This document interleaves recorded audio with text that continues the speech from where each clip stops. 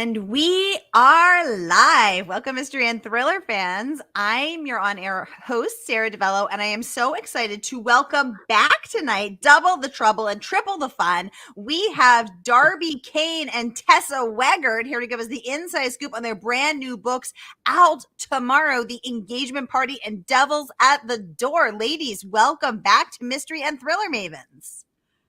Hello. Thank you so much. Thanks for having us. So, Darby, why don't we kick off with you? Tell us about the engagement party. The engagement party, okay, first of all, it's the party you never want to go to. Let me be absolutely clear about that. It's a locked-in thriller. So it's a group that went to college together, and on graduation day, one of their friends was murdered, of course. And now, 12 years later, they're getting together for an engagement party, and locked in an island off the coast of Maine, and all the secrets come out and who really killed her and what really happened. Yeah, I love locked room thrillers, so I've been waiting to write one forever. Yay! Well, this is the party that we do want to go to because we love us some murder and mayhem. Tessa, welcome back. Tell us about book 5 in the Shayna Merchant series. I always forget because my friend's name is Marchant. Shayna Merchant series. Tell us about book 5, Devils at the Door. Yes, I would love to. And it's funny because I have quite a few characters with French names in the book. So for a second, when you said that, I thought, maybe I've been saying it wrong all these years. So this book, Devils at the Door, is the 5th in the series. At this point in the series, and I will say that it is part of a series, of course, but it does work as a standalone as well. Readers can jump right in with any of the books. And in this one, Shayna Merchant, for a long time, readers have known that she has a deep, dark secret, which is that she has a blood tie to a notorious serial killer. So because she works in law enforcement for the New York State Police, of course, this is a serious problem. And when the news of this connection goes public, it kind of wreaks havoc on her life. And she then is really trying to find her place in the community and earn back the trust of the locals. At the same time, her 16-year-old niece back in Vermont, it has now discovered that she has this scandalous family tie. And so she comes to live with Shayna and her law enforcement partner for the fall semester. And the idea is that Shayna and Tim are supposed to get her back on track and stop this rebellious behavior that she has going on. Well, no sooner does she arrive in the Thousand Islands than Shayna discovers she doesn't know her niece as well as she thought she did, and that the local kids have a morbid fascination with Henrietta, the niece, and it's just nothing but trouble from there on in. Ooh, nothing but trouble is the name of our game, and our very favorite kind of trouble. And I can't wait to get into every delicious detail about both of your books. But first, I just want to welcome everybody because we are going live to 7 different destinations across Facebook and YouTube. So, hey, mystery and thriller loving friends, no matter where you're watching from, you're in the right place. This is the right time. It is Mystery Monday because Mondays can be murder. We're going to make them a little less painful for you. So, if you know what we're all about here, then welcome back. And if you're new, well, welcome. And we are so happy to have you. Here's what we're all about. Every Monday, I give you my handpicked featured authors, and you get to ask them anything. So ask Darby and Tessa anything about their books, their writing, their process, their murderous ways on and off the page. Whatever happens on Mystery and Thriller Maven stays on Mystery and Thriller Maven. Just get those questions going in the comments, and we'll get them right up. Joining us from Facebook, we have Renee saying, hi, Sara, Darby, and Tessa from Southeast Florida. Hi, Renee. Welcome to the conversation. We have Catch a Clue, aka Wendy, saying, hi, ladies. Hi, Wendy. Hi, Wendy. We have our fellow author, Marcy McCreary, saying, hi, Sara, Tessa, and Darby. Hi, Marcy. Great to have you. Renee says, this sounds so exciting. Right, Renee? This sounds so great. Robin is saying, hello to all. Hi, Robin. Welcome to the conversation. Let's get into some of the questions. Renee would like to know what inspired both of you to write these stories. So, Darby, first over to you, then Tessa, right over to you. I've always loved locked-in thrillers. Like, everybody talks about Agatha Christie's and Then There Were None, and I am no different from anyone else. That is also an inspiration for me. And what I love about them is the idea that you take people who know each other, you trap them somewhere, and everything they've lied about, the worst thing they've ever done, all of those things just start coming out. And then, of course, people start dying. But So I had always wanted to write a locked in thriller, and I also wanted to kind of, sometimes in these thrillers we lose the victim a little bit. So I wanted to see how I could write it without doing a whole bunch of flashbacks, but how I could write it and kind of keep her on the page, even though she's never really on the page. Ooh, well, Darby, you are in the right place because I know we have so many mystery, locked room thriller fans. Who in the audience here loves them some locked room thrillers? I mean, who here loves Agatha locked room thrillers? Yes, and I love that you wanted to take on this challenge without leaning on the trope or the safety net of flashbacks. What a fabulous and fun challenge for you as a writer. Tessa, over to you. Can Renee wants to know, tell us what inspired you to write this story. Yeah, so it's funny because this is not Devil's at the Door is not a classic locked room mystery, but it does have a closed circle of suspects, which is something that is very common to locked room type of stories. So yeah, in this one, I wanted to explore what might happen to someone who worked in law enforcement who had this huge scandal come to light, and really the impact that would have on the community, because she is there in the Thousand Islands to serve and protect, right? She's there to protect the citizens of the community. Now that they all know that she has this notorious connection, it affects her in so many ways: her personal life, her relationships, personal relationships with her loved ones, her family members, and also those others in the community. And especially also with her niece coming to town. So honestly, this was the moment for me to write a story that involved rebellious teenagers, because I have two of my own who are really, in fairness, not very rebellious, but they are teenagers. They're 15 and 17.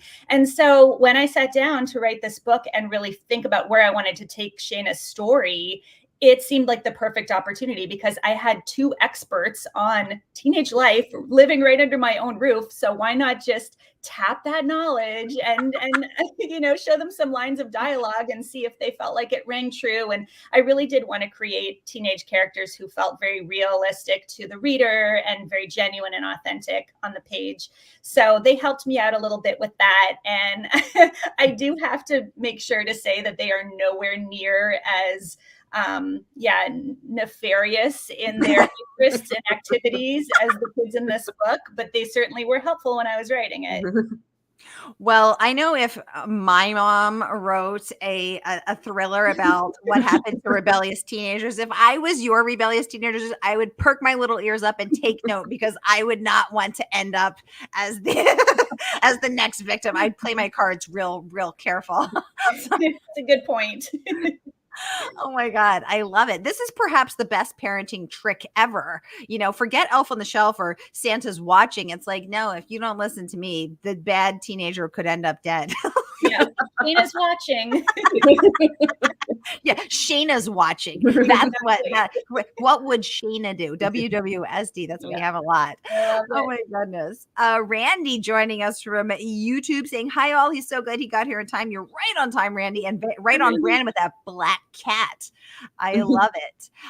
We have a mystery user joining us from Facebook saying, howdy all. So speaking of locked room thrillers, have you ever gone to a locked room event? I have not. How about you guys? I have not either. I've always wanted to, though. Darby, have you? Yeah, it was actually in New York City. You kind of like roamed through this whole house. There's one in San Diego too. They do it in this old hotel, and there's a group of like 6 or 8 of you, and you're in a room and you have to figure out all the clues to take you to the next place. It was a lot of fun. It was a lot of fun. And then you realize who in the group like knows everything and who's the person that hides in the corner and those kind of things. But it's a lot of fun. It's when nobody's dying. It's a lot of fun. Yes.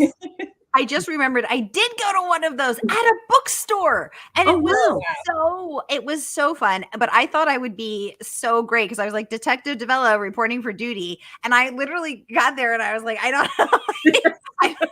I was the last person to figure it out. If this was a real live thing, I would have ended up dead. I wonder if it's the pressure, right? Because isn't there a ticking clock in those Yeah. scenarios sometimes? Yeah, I feel like I Yes. could do it if I had time to think things through. But as soon as there's a ticking clock component, no way. I would be way too stressed. And sometimes you have to like figure stuff out. I remember being like, there's math? Why is there math? What is happening? Math in a mystery. What's going on?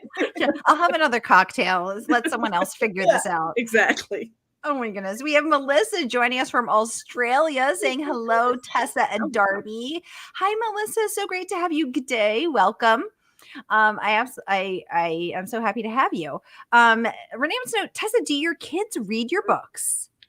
They do. Well, I will say neither one of them is up to date on them. So I don't know what that means. Hopefully, it doesn't mean that the books aren't fascinating and interesting and engaging.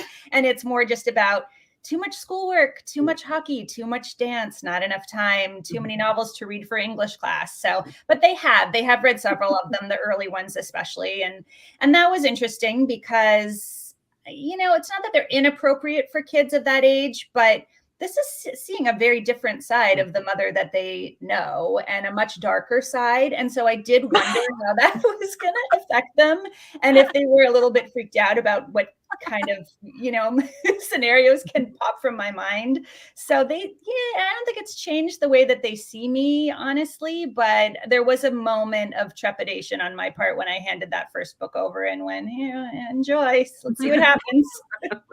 Oh my gosh, I love it. Well, I think the murderous mom trope definitely raises it up from Elf, and it raises the stakes from Elf on a Shelf.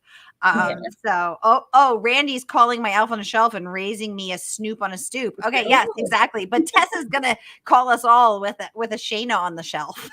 Shayna on the shelf. There we go. Next holiday season, that's what it's gonna be. I love it. The title. Oh, our mystery is revealing herself. It's Christine. Hi, Christine, joining us from Texas. Christine, great to have you. Thank you so much for joining us. It's so great to have you all. All right, so I want to get into some of the praise that your books have earned. So Carol Goodman, New York Times best-selling author, raving about The Engagement Party, Darby, your book, calling it an edge of the seat thriller that will keep you up all night. I'm going to pop this up so we can all see it. Following its twists and turns to a stunning conclusion. She says she could not put it down. Congratulations on that. So Darby, not your first rodeo. What do you think the secret is to writing a book that keeps Carol Goodman up all night? First of all, thank you, Carol. For me, before I wrote thrillers, I wrote romantic suspense. So, which also has that, the only difference is it's a mix of romance and danger. And when I write a thriller, I'm looking for the pacing element. Like, how do I keep it? If I was reading this and I wanted to go to bed, what would I have to do to be like, okay, 3 more pages, 4 more pages, that's all I'll do. And I spend a lot of time thinking about that. Like, I don't end a chapter with somebody going to sleep. There's always, it's kind of the increasing stakes issue. And with this one, because you have kind of old friends with everything they know about each other as kids, but not necessarily as adults, you have them on an island. There's an awful lot of kind of time that you can play with what people do and say to each other about each other behind their backs, all of those kind of things, like the unattractive stuff that unfortunately we all probably do in some way. I don't kill people, but the rest of it maybe. And I kind of using that and being able to, this is a book where I'm just going to say there's a high body count in this book. It is, the movie, like I Know What You Did Last Summer, that's kind of, I love that movie. I love Scream. And it has those components without the horror piece, but it has the ever increasing stakes along with, oh my God, that person's dead. Now that person's dead kind of feeling until the very end. Ooh, I love that you thought about what would keep yourself, Mhm. what you would keep you up all night reading just one more chapter. Tessa, also not your first rodeo. We're here on book 5 of Shayna. What do you think the secret is to keeping a reader up? Yeah, I would say along those same lines. First of all, I will add too that I have read The Engagement Party, and the slasher vibes are fantastic. And it too kept me up many, many a night. So congratulations. Because it didn't take that long for me to finish it. But yeah, I would say the same. I do try to keep the momentum going as much as I can. But because it's a series, I do also try to develop the characters in a way that, and the situations and the relationships in a way that you learn more about Shayna's so-called universe, right? Her community, this world of hers, this fictional world, with every book in the series. So I try to strike a balance between that kind of I guess a transition from one book to the next for her. And I think a lot about how the action, whatever action is taking place in the book and in the story, is going to influence her decisions, influence her relationships, everything else, so that not only are you getting this action, but again, because it's a series, by the end of it, you feel as a reader like you know her a little bit better, like the her life and her trajectory is kind of moving forward. But yeah, because it's a mystery, but it definitely has, I would say, thriller vibes to it. I pull out all the stops too with things like the cliffhanger endings at the end of chapters. I try to weave in some flashbacks or subplots that relate to things that have happened in the past, and then just strategically decide when to reveal what those moments are. So as the reader, if you're the reader, there's a real sense of the breadcrumb trail, right? You're learning more and more as you go. You're picking up these clues and hints along the way. And so hopefully by the end of it, you really do get a sense of not only, okay, I puzzled out this interesting mystery, I didn't know where that was going, but also, oh, I know Shayna a little bit better now. And hopefully you feel more invested with her and the other characters in the story, the other recurring characters as well. I love that. Marcy wants to know, Tessa, is there a book 6 in the works? There is a book 6 in the works. I'm working on it right now. It will be out next year. Most likely, I'm hearing November. So, and that one takes place. That one is a lot more like the locked room idea, similar in a little bit of in a few ways to Death in the Family, which is the first book in my series, in that it takes place again on an island, but this time it's in winter, and it involves a very small group of people who overwinter on the island. Just 8 people who are there all winter long. Crossing the river on the ice is very dangerous. There's a murder that occurs, and they're trapped there to some extent. And of course, Shayna is on the case to investigate. So that will be out next year. So taking locked room thriller to locked island thriller. Island, yeah, and that has become such an interesting trend, I think, over the last few years. It sounds like Darby's the same way. I cannot get enough of locked room mysteries and thrillers. It's a bit of an obsession or addiction, I think, and so I say keep them coming. I agree. Now, Darby, I know you're working on your next book already, even though The Engagement Party isn't even out yet. Can you tell us anything about that next one? Well, let me say this. This is kind of, nobody knows this. This is an exclusive. The title is What the Wife Knew.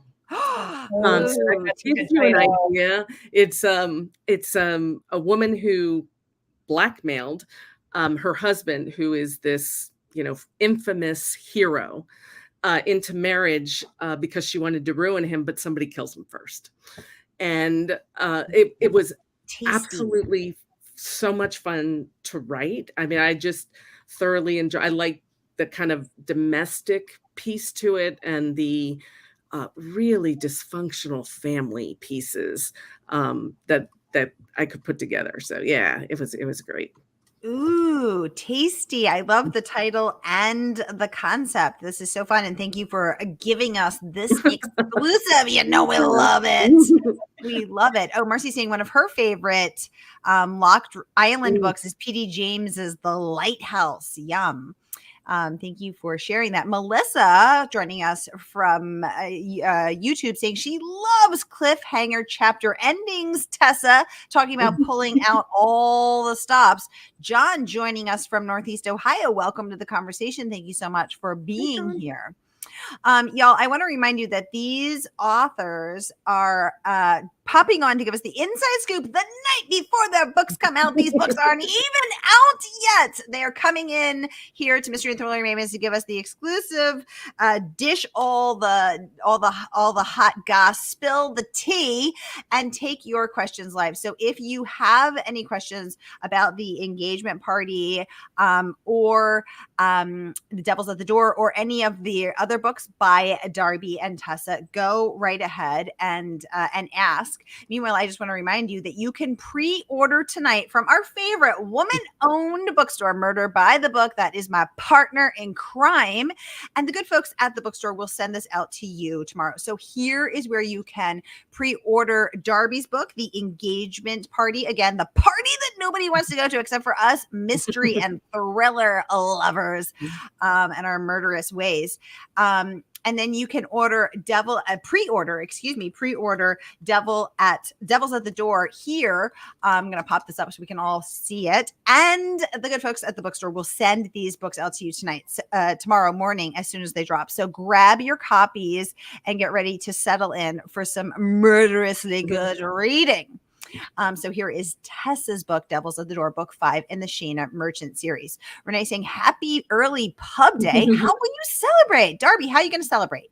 I don't know. We'll get takeout for dinner. I know it doesn't sound big, but I pretty much decided all publishing is hard. You guys know it, right? Like publishing this is a hard gig.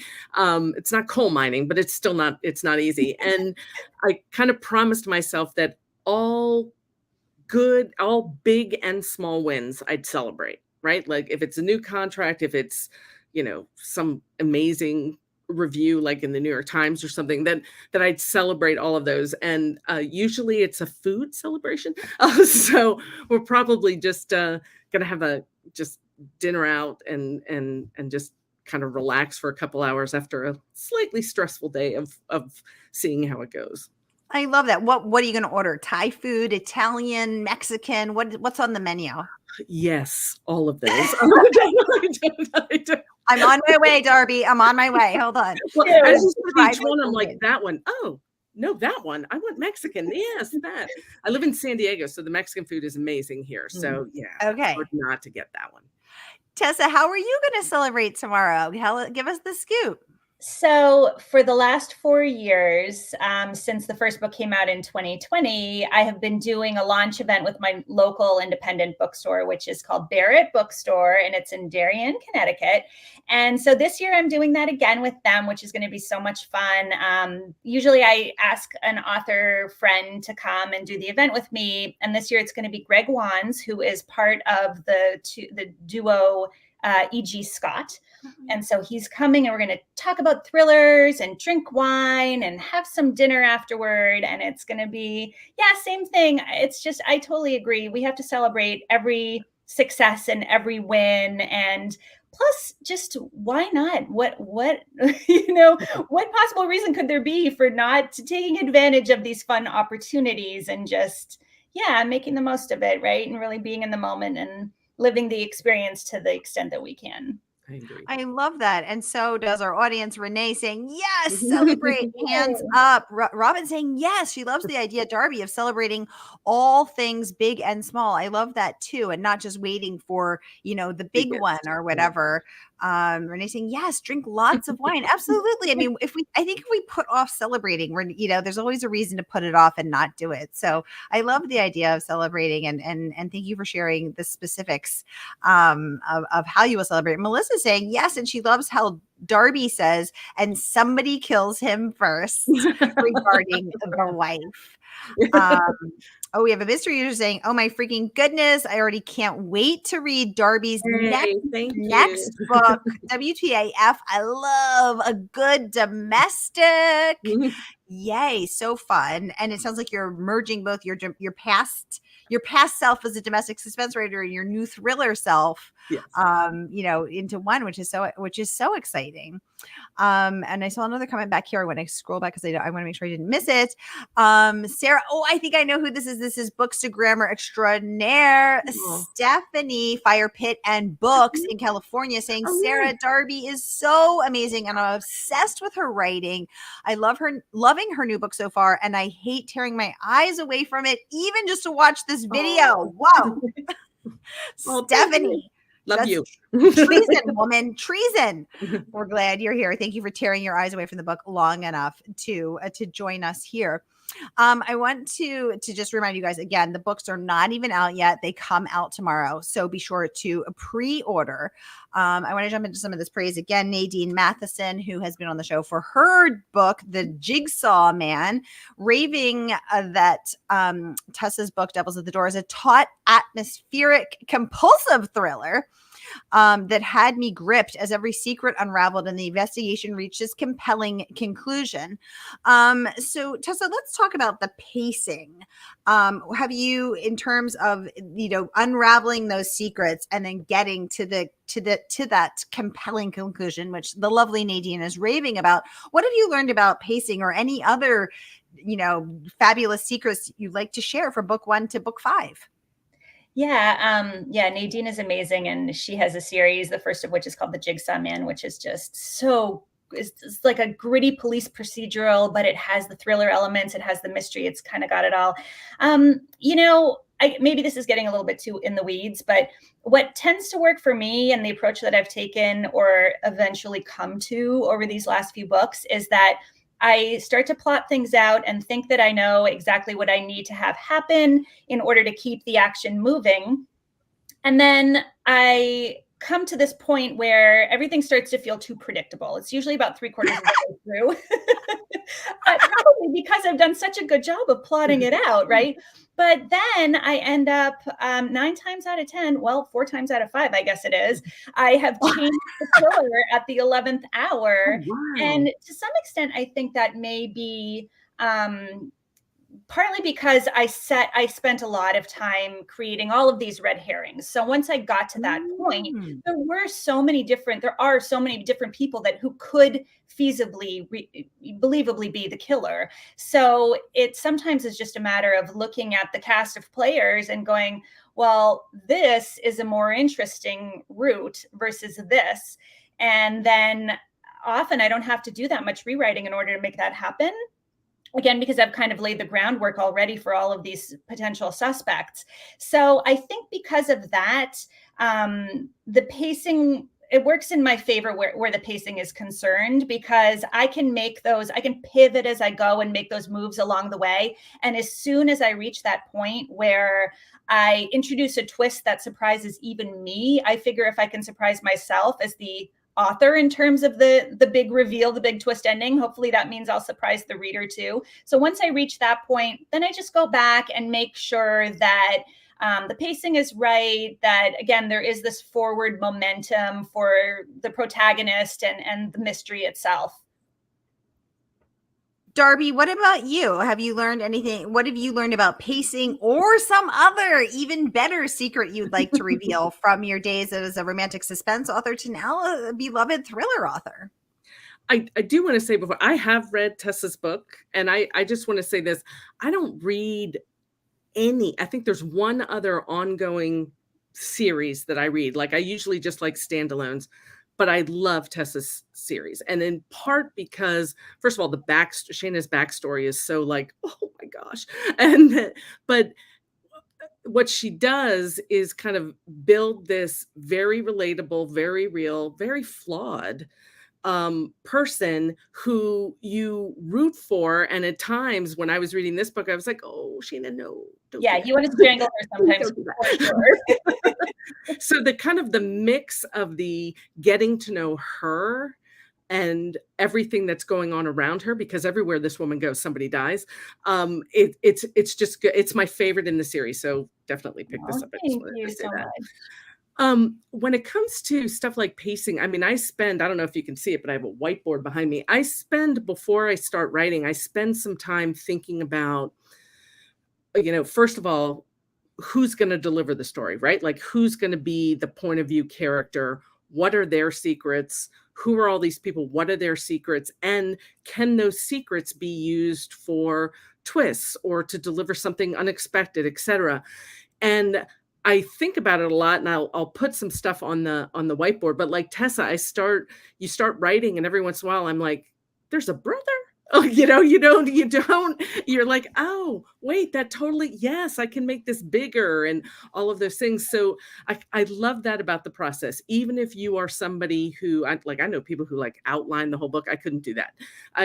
But even people who like have an idea of where it's going, just as you write, the finding something new, and it's so exciting for you as the author. And sometimes, I don't know about you guys, but sometimes I'll go back and for some reason I need to read something in an older book, or somebody will ask me about something in an older book, and I'm like, there was a scene that did that, right? Like, you almost can't remember because it's just this thing that you do while you just get so into it that it starts coming out of you and you don't even know where it's coming from.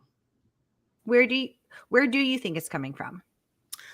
I think, first of all, I think we're all like thriller readers, right? So we kind of know what we look for. We know kind of what we want to see, all of those things. And then, we just want to deliver something that meets the expectations of readers. And the readers out there have read a lot, and they've seen every single twist. So you've got to figure out, how can I do this without making it a twist that they're like, what? That doesn't even, why is there a ghost? Something like that. So it's, having everything be real and relatable and all of those things is tough. For me, I know a lot of authors don't do this, but for me, I actually revise as I go. I know some people like write the whole thing and they end up and they have the first draft and then they go back through and they do the second draft. I could not do that. I have to, as I go, revise. So if I'm on chapter 8 and I start that day, I start back at like 5 or 6 and I read through, like, does the continuity work, etc. And I find when I do it, when I'm in the moment, I can add the layers to it and make it feel kind of bigger and the stakes higher and all of those things. But that's just something that works for me. I know it doesn't work for a lot of people. I do the exact same thing, actually. Mm-hmm. Yeah, I do. I have to revise as I go, and I don't polish so much that I don't want to kill a lot of time polishing stuff that I might eventually cut out, right? When I do go back to the beginning, because every draft, of course, is more fleshed out, more realized in so many ways. But I do revise as I go, and sounds like similar to your process. I do find that it helps me not only stay on track, but stay in the character's head as well. And the biggest kind of death knell for me is if I'm actively working on a book and I have 2 or 3 days where I don't look at it, it's a disaster. I almost have to go right back to the beginning and start with page 1, chapter 1 to get up to speed again. And I've found too that it's a really good experience, at least for me as the writer, to read it at some point entirely through in 5 hours or whatever it would take a reader, because today's thriller and mystery readers are so voracious. I mean, we've heard this even with Carol Goodman's quote, people read these books in one sitting sometimes. Yeah. So as the author, I want to make sure that for those who read in that way, that they get as good of an experience as they possibly can. And I want to make sure that they aren't potentially seeing plot holes that I didn't see. Like, I need to put myself in that reader's shoes too. And there also is a sense of, if I write with urgency, I feel like that urgency comes across on the page. So it's kind of a combination of things. It's like, honestly, when people ask about my process, I don't even know what to say half the time, because it feels like kind of a mishmash, but whatever it is, it comes together. There's always that moment of floundering around in a panic. What is this book even about? I thought I knew, but now I don't. And then there's to the counterpoint to that is the moment of, oh my God, I understand it all right now. And it's just like a light bulb thing, right? It sounds so cliche, but it's really true. All of a sudden, everything just gels. Yeah. And that is just the best feeling. That's why I don't think I could imagine doing anything other than this in some way, shape, or form for the rest of my life, because it's just so satisfying when you reach that point where everything just clicks, right? Yeah.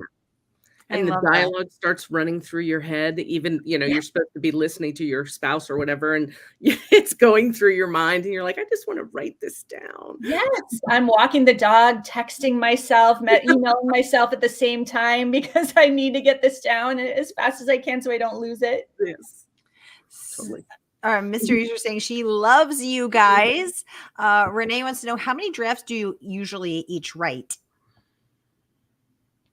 It's hard to say for me because I do kind of edit as I go. So yeah, Mhm. I don't write like a first draft and then go back to the beginning and do, okay, now second draft, let's build it out. It's a work in progress all the time. It's just like an evolving, just like amorphous creature or something. So, but I would say I guess it's really kind of three, because I do get pretty deep into it with what is still, even though I'm revising as I go, relatively messy Mm. once along. And then I'll, at some point I'll go back and really start to add more layers. And then there's the copy edit, and I make a ton of changes during that copy edit Mm. phase.